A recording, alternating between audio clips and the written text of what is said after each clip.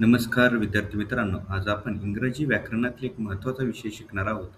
तो म्हणजे आर्टिकल. तर आर्टिकल म्हणजे काय? नाऊनच्या आधी येणारे छोटे शब्द.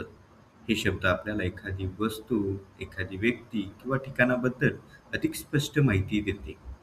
उदाहरणार्थ बघूया, a boy, an apple, the sun ही काहीशी उदाहरणं आहेत. आता आर्टिकलचे जे 3 प्रकार पडतात ते आपण बघूया.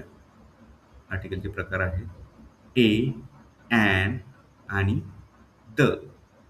हे तीनही प्रकार आता आपण प्रत्येक आर्टिकल एक-एक करून समजून घेऊया. सर्वप्रथम आर्टिकल ए पाहू. ए हा आर्टिकल कन्सोनंट साउंडच्या आधी वापरला जातो.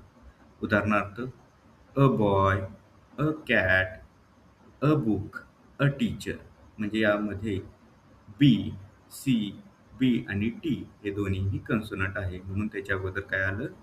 ए हे आर्टिकल आलं. आता पाहू आर्टिकल ॲन. आता ॲन पाहताना आपण लक्षात ठेवा, ॲन हे आर्टिकल व्हॉवेल साउंडच्या आधी वापरला जातो. त्याची उदाहरण बघूया. An apple, an egg, an orange, an umbrella. आता पाहू आर्टिकल द. द हा आर्टिकल स्पेसिफिक किंवा खास नाऊनसाठी वापरला जातो. उदाहरणार्थ the sun, the moon, the Taj Mahal. चला आता एक छोटासा सराव पाहू. रिकाम्या जागेत योग्य आर्टिकल भरा. एक नंबर डॉट डॉट ॲपल.